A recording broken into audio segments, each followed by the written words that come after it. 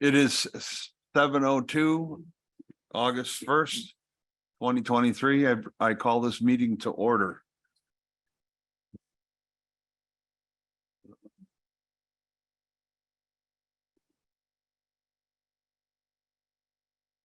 Roll call.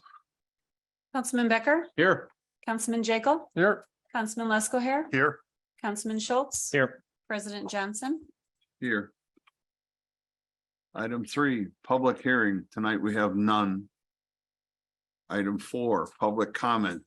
City Council will receive comments from city residents.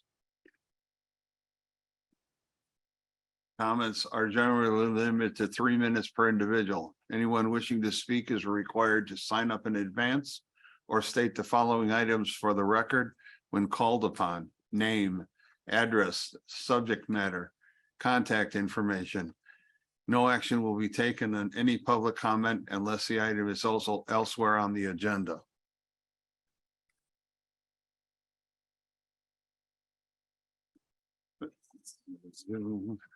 Those who are joining us on Zoom and the hybrid end, if you wish to speak, hold your hand up. We'll see it. There's a virtual button for that. And you will be allowed to make your comments. Same will apply about stating that you live here and where. Public comment tonight. Our first person is Kay Dries.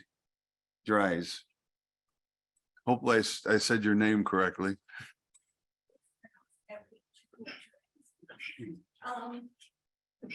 Yeah, my name is Kay Dries, and I'm here tonight to discuss the creation of an ordinance restricting commercial or industrial vehicles from parking on residential streets. I've been in contact with Mrs. Hausman during the summer because of this issue. On my street, there are elderly residents and couples with young infants who are impacted by a person who parks large construction trucks and loaded trailers on the street. The safety of all of us as we try to back out of our driveways is compromised. It is extremely dangerous, especially because cars speed as they come from Milwaukee Avenue and turn onto Zaida. It is also a traffic hazard as drivers try to negotiate Zaida Street through these large industrial vehicles. There is an ordinance that restricts parking of trailers unless it's adjacent to the work site. But he isn't working.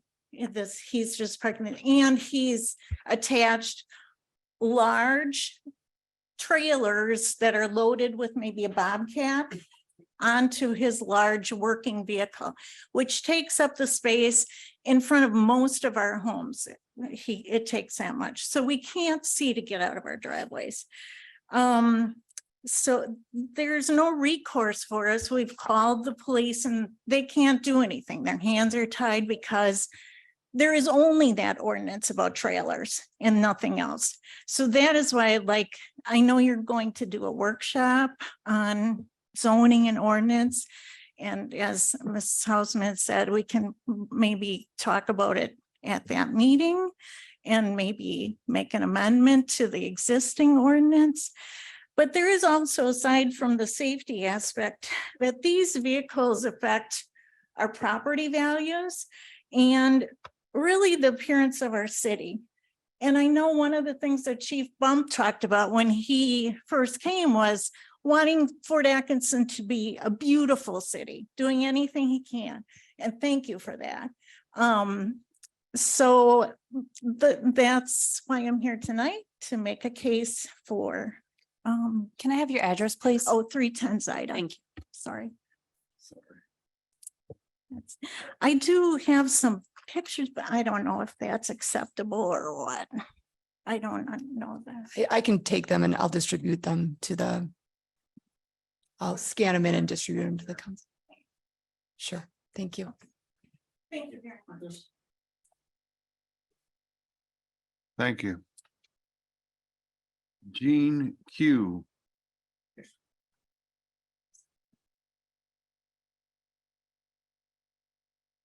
Eugene Queese, 1409 Commonwealth Drive, Fort Atkinson, Wisconsin. When I came in tonight, I was joking with a police officer if his gun was loaded and if he could shoot straight. And I assured him I was not a terrorist. What I am is a 25-year military disabled veteran.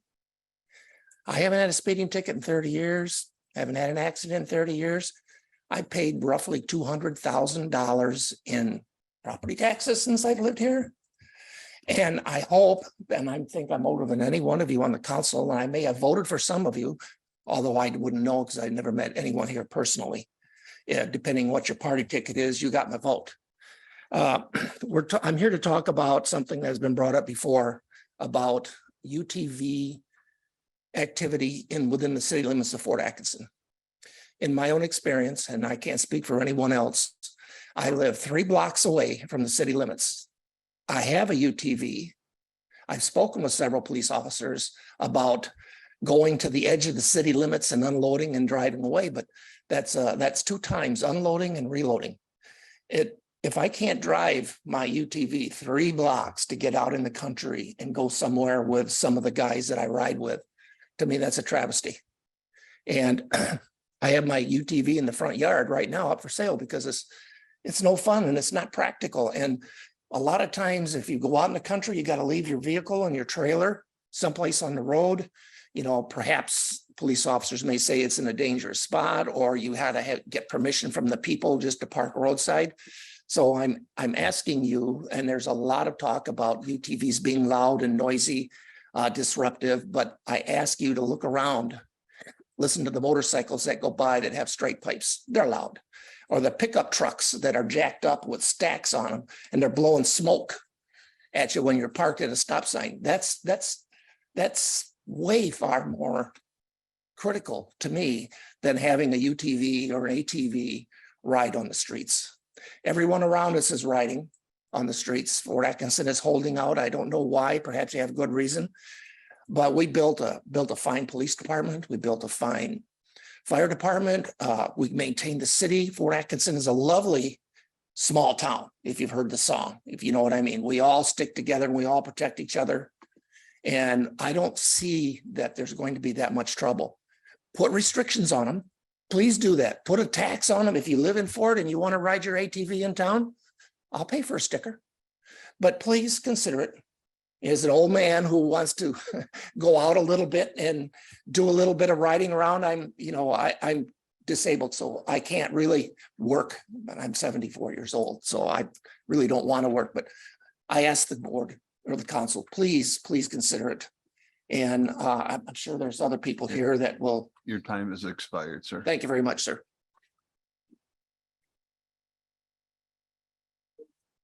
No. Unfortunately, we cannot do that. This is a public meeting with rules and order, and clapping, cheering, or booing is not allowed. I know for those who are enthusiastic, that's hard to do sometimes, but it's not allowed in here. Thank you. Dean Trust.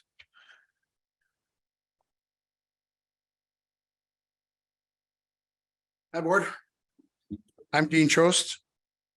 I live at 1315 Montclair Place, Fort Atkinson, Wisconsin. I'm the president of the Cushing Cruises here in town. And I'd like to bring up, just to see the support that's here for us today. We got quite a few people. I'd like to bring up in the past couple of weeks, I've done different things about bringing in you guys 200 from Fort Fest and people that really want to see UTVs and ATVs in Fort Atkinson, and with very little even rebuttal on any issues on the little bit issues that they did have, maybe noise, maybe tires, whatever. It was just correctly clarified by just talking to them for a few minutes and seeing why these vehicles are just as safe as any motorcycle. I've witnessed, you know, in the past, I live by the aquatic center and these kids come in and out of with their scooters, you know. They're in flip flops, they're in their bathing suits, they don't wear safety glasses. Some of them have helmets on. It's usually just a bike helmet if best. I see where are these, you know, these things to me at a 24-mile or a 35-mile speed limit in town are much more, you know, less safe than any ATV on four wheels. And plus we got to be, you know, there's things out there like we got to have our driver's license. We got to have a UTV license. You got to wear a helmet until you're 18. You must. So there's a lot of safety factors that go into the ATV usage around us and UTVs. I'm going to bring up, as you heard, you know, this here several different comments. I ran into a good friend of mine now, and he has a disabled son. He's 41 years old. Can't, you know, he's kind of in a body that's got maybe a 10-year-old, 15-year-old disparity. Well, he would love to take his son out on a UTV ride every other night, you know, sometime just to ride around, go outside of town and, you know, just see the scenery and maybe sunset and come back in town again. But he can't do that because he's actually where he's at. He can't keep his trailer at the place, keep his UTV there, but he's got to bring his trailer from another location, come get it, bring his UTV on a trailer it out with his son, then ride, and then do the opposite on the way back. And maybe the next day, give it, you know, take his trailer back to where it was, you know. And he's one guy who would just love to do something like this. And I hear neighbors and everything else want to take their kids to Frosty Freeze at a nighttime, or just to run up to the grocery store and get some groceries of any kind, get a, you know, salad dip for the kids or some nachos or whatever it takes, you know, and just take them up there and bring them back for the night, some popcorn or whatever else, you know. So I'm just asking the council just to really consider it. And, you know, I think it's going to be, I think it's going to be a real big asset to our community. Your time has expired. Appreciate it. Thank you.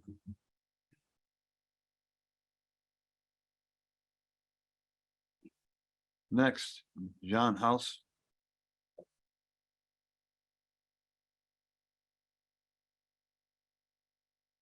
I apologize, John House, 104 Jefferson Street in Fort. I was just clapping because the gentleman's a disabled vet.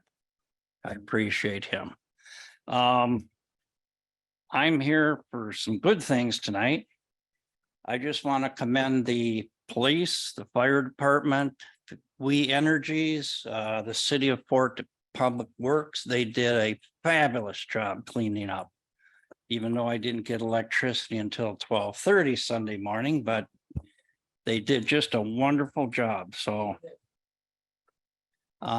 anybody that was on the council or voted for the fire or the sirens, great thing to do, because the one down at Ralph Park is laying on the ground right now. And just personally, the second time the siren went off, it hit my house. The trees did. So it was timed just perfect. And then Michelle, I don't know if I forgot to do this on my list there of what I wanted to chat about quick, but if Ms. Lemur would take this, these are the list of the books that are designated children's books. And I'd like, if possible, that everybody in the council gets a copy of this. The chief already has one. Is that fine? Yeah, I'll take the group. Thank you. No, I was just gonna hand it to her. Thank you.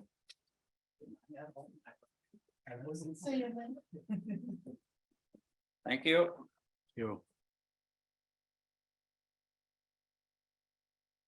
Next, I see a few individuals with the addresses listed are not inside the city.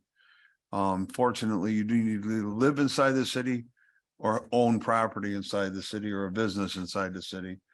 So I will call your name, and if you can state that you have such things, that'd be great. Brian and Nikki Will. I appreciate your enthusiasm to come here and try and speak with us, but unfortunately, Not tonight. Brianna Will and Dennis Walter.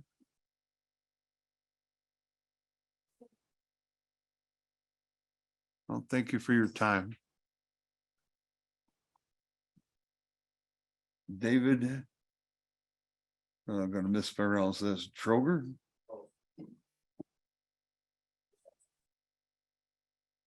Thank you. James and Liz Brake. Right, we're just here to show support for the. Thank you for your time. Mike Bentheimer and Vicky Swiss.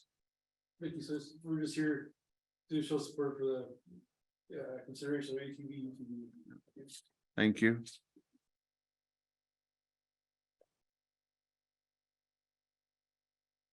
James and Deborah Brown. Same thing. We live in the town of Thank you for your time. Mike and Ken Dudzik.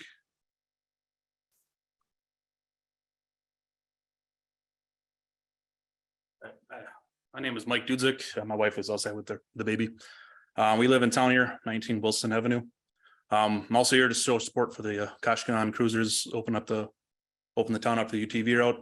I just want to make a couple comments. I know numerous people that live in the other surrounding areas of Jefferson County that are already open.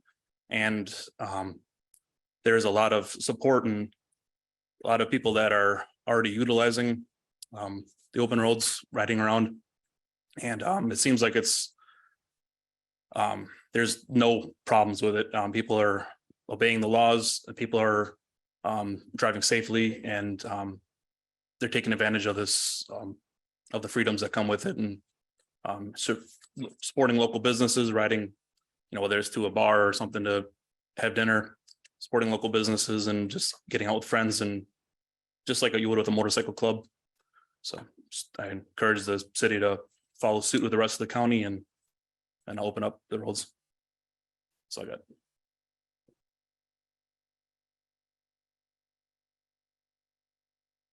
Next, we have Nate Fradel.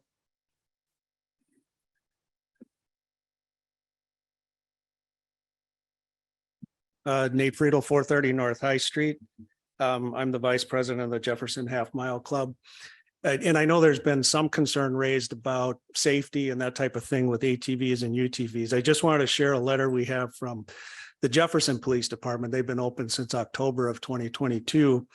And they have told us that it is hard to narrow down exact numbers for ATV, UTVs due to the way our records keep track. If I look up traffic stops, it doesn't narrow it down to an ATV, UTV because the records go off traffic warnings and citations.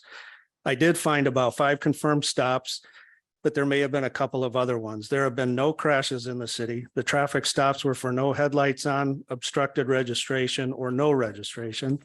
There have been no reckless driving, no speed or alcohol related or after hour stops. 1 citation for no driver's license, 1 citation for no helmets on for children. These vehicles are being operated safely in the streets of the towns and cities around Jefferson County and on the highways of Jefferson County as well. And I hope this helps to provide some support for that. Thank you.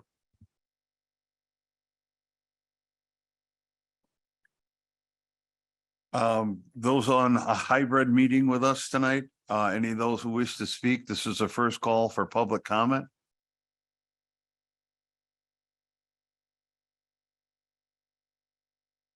This is a second call for public comment from hybrid.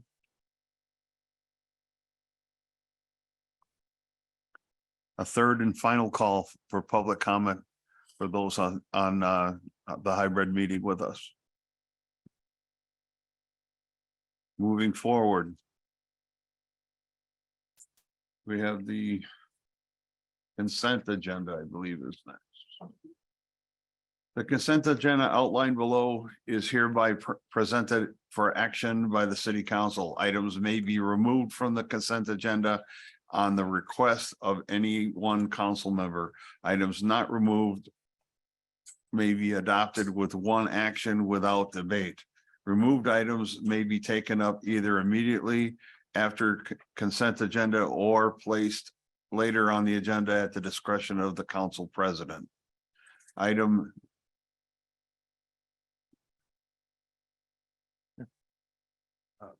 I move to approve the consent agenda as listed, items 5A through 5E. Second. Any other discussion? All those in favor signify by saying aye. Aye. Opposed? Motion carries. Item 6, petitions, requests, and communications. Tonight we have none. Item 7, resolutions and ordinances. The third reading of an ordinance to adopt zoning text amendments related to medium industrial land uses, fencing, building, maintenance, landscaping, signage, and pools. Mr. Drager. Good evening. Third time. As you remember, we did start off with 20 and we removed 4 of these proposed ones for further discussion. So I'll be just reading the 16 that are being read today for their third reading. I'll go through these again. Section 1, single family zoning district, it's just adding some text that was missing. Section 2 in your notes there, it's allowing for parking under the first floor at an even point rather than being forced to be set back. This allows for underground parking in multi-unit buildings, and it excludes the single family residential neighborhoods. Section 3 is clarifying text in the UMU district where there's some confusing language in there. Just to note, residential is allowed to be on the first floor, and there was some text in there that was making that a little confusing. So we're just clarifying that. Section 4 is not making a new zoning district. It's just adding that into the text, which was missing, to once again more clarification of what the allowable uses are in the medium industrial. Apologize, I'm going using my old notes, so I got to flip through some stuff that we removed. Section 5 is fencing standards. In the text there, it noted that coated chain link fencing was not allowed in the side yard or front yard. The intent there was all chain link. So we just made that clarification so that once again, it was less confusing. And also the height, we made some changes there, allowable height for the industrial neighborhoods, allowing for a taller fence in the front yard as long as it meets some design standards rather than just a security fencing. At the time, or currently, we only allow for 4 feet in the front and side yard, which does not make much for a security fence. So we're trying to find a way to accommodate some things here. To note, this is one of the things that why we pulled the others that needed more discussion. These are one of the amendments that we wanted to pull or move forward because we do have a business in town that is looking forward to this to make some improvements on their place. Section 6, this is just clarifying a figure that was in there that was did not match our text. It showed some fencing heights and locations that did not match the text, so we made that adjustment with the figure. Section 7, swimming pool requirements. This one is bringing it a little bit more in line with the rest of the neighboring communities. We were requiring a 6-foot fence for all new pool installations. Building codes and common practice is 4 feet, but we did make an adjustment here that we did have an allowable existing fence of 40 inches. We're proposing to increase that to 48, which is the standard for safety. Section 8, adding a missing provision. This is a part of an old zoning code that we had that was omitted in our new that I felt was necessary to put back. It just is it's a building maintenance on private property ordinance that it gives us a tool to remind people that using the proper materials on the outside of the house is necessary, and that proper maintenance can become a hazard for people, and that those things need to be taken care of. Section 9, once again, this is a typo where the project and the renovation were flip-flopped for proper locations.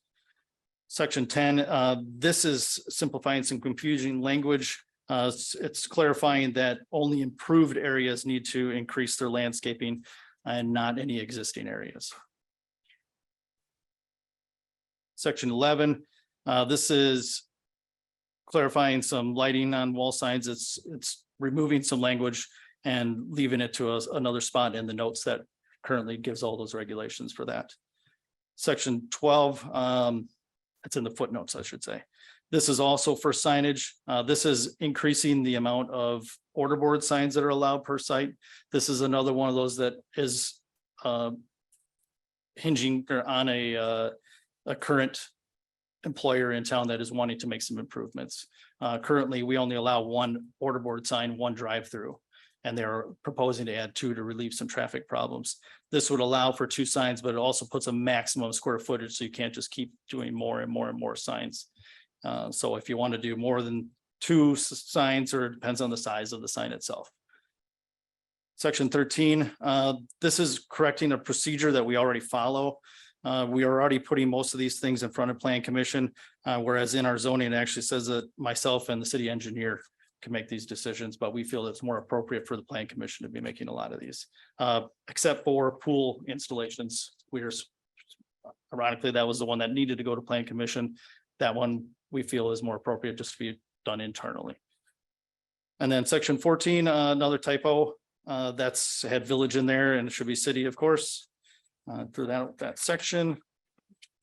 Section 15, this is referring back to a previous one there where we're designating that Plan Commission needs to approve a lot of these, or that's a zoning administrator and city engineer. It's just making that note in the figure as well. And then section 16, this is once again something we're already practicing. It just triggers a site plan approval for a few things, and it's just clarifying those different aspects of where that is appropriate. So I would, so any questions that you may have?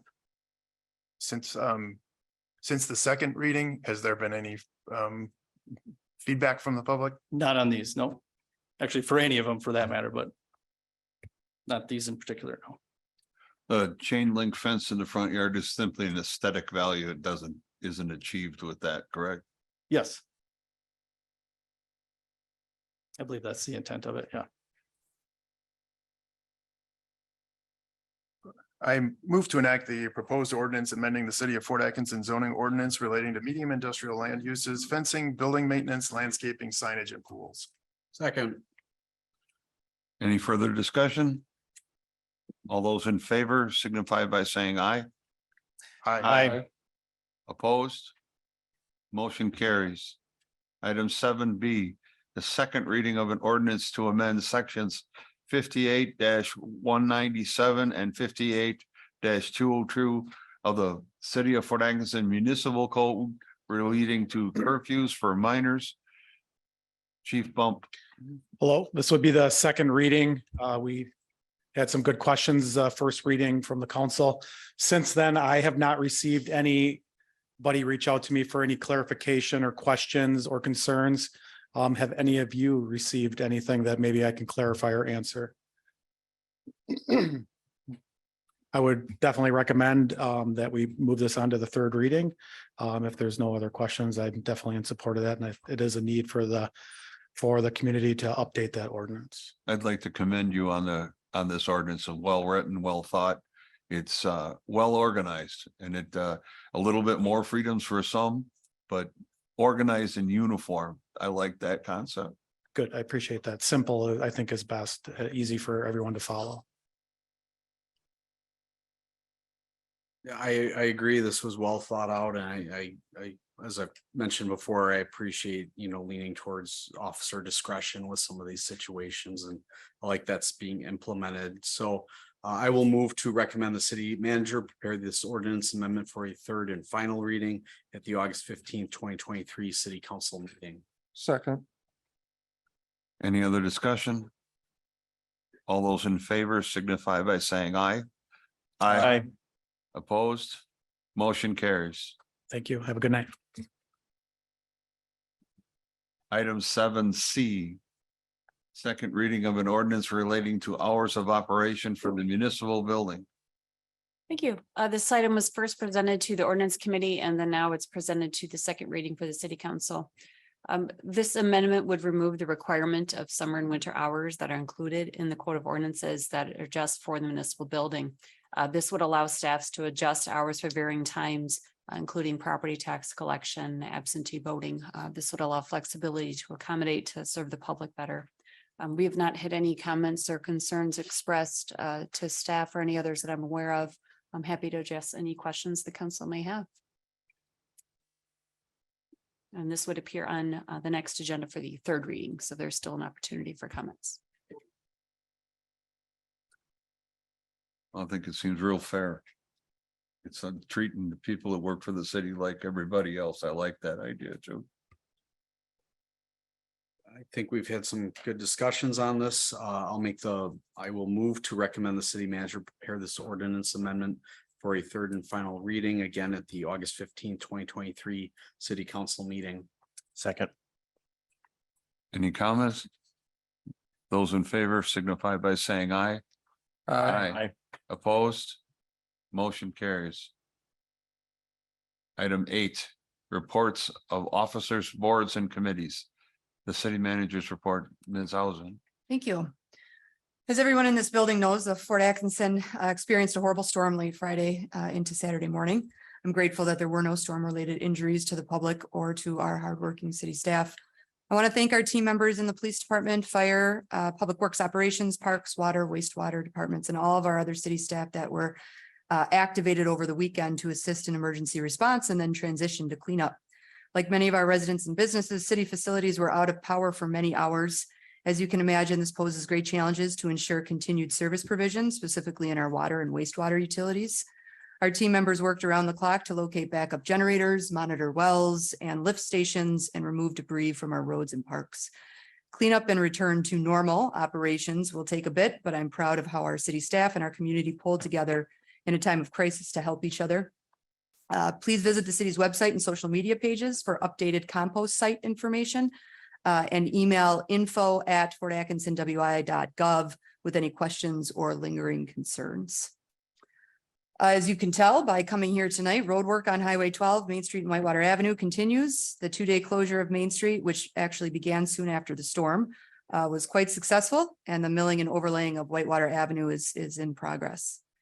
The Local Government Academy kicked off their first session on July 25th. Staff received positive feedback from the session, which covered information on the form of government, organizational structure, the comprehensive plan, and a summary of the city's tax levy, budget, and funds. The next section is on August 8th and will feature presentations from several city departments, including Parks and Recreation, the museum, fire department, clerk treasurer, finance, engineering, water, and wastewater. The city council will have a workshop to review draft zoning text amendments relating to home occupations and parking commercial vehicles, as well as ATVs, UTVs, the use of ATVs and UTVs on the August 15th, at a workshop on August 15th at 5:30 p.m. here at the municipal building.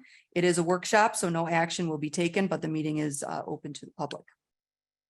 I want to congratulate Chief Bump and the police department in their success in applying for and receiving a grant from the Fort Atkinson Community Foundation to train, certify, and equip 10 police officers as bike patrol officers.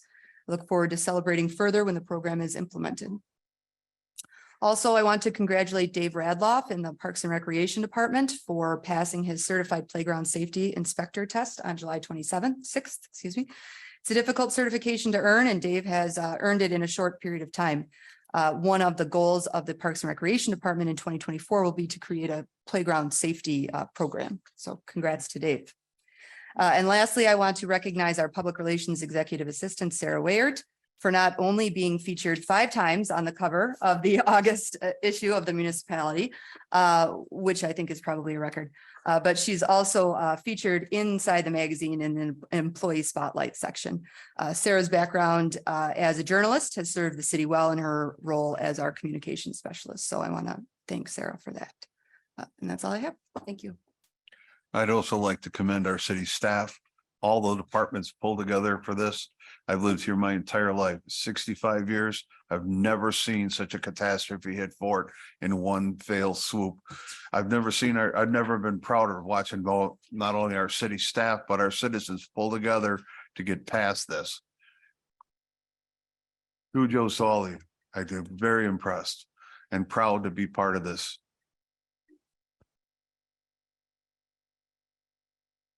Yeah, I would agree. It was a trying weekend for our community and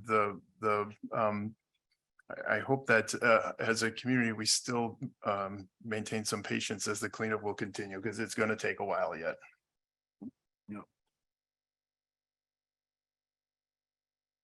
Item 9, unfinished business. Tonight we have none. Item 10, new business.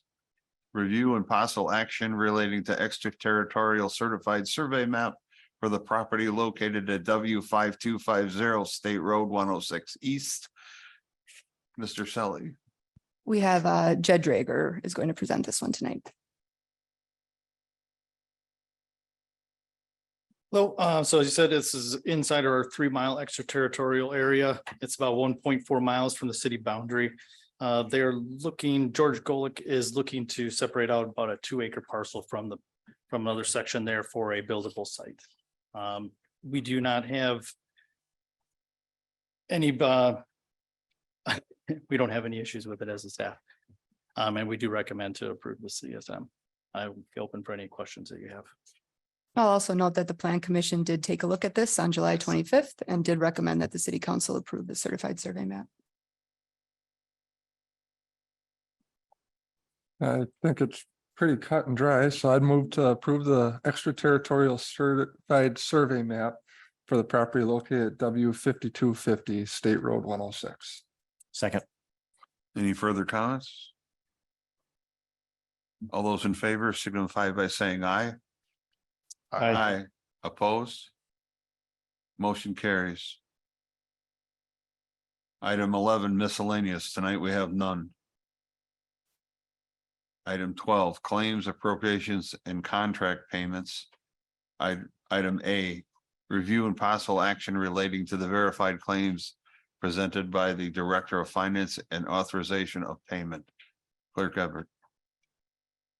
I'll move to approve the list of verified claims presented by the Director of Finance and authorize payment. All those in favor signify by, a roll call vote, please. I miss this all the time. That's okay. Councilman Becker, Aye. Councilman Jekyll, Aye. Councilman Lesko here, Aye. Councilman Schultz. Aye. President Johnson. Aye. Item 13, adjournment. Move to adjourn. Since I missed these, maybe I'd like this to be a roll call vote. Certainly, will do. Councilman Becker, Aye. Councilman Jekyll, Aye. Councilman Lesko here, Aye. Councilman Schultz. Aye. President Johnson. Aye. Motion carries. Adjourn. This meeting is adjourned.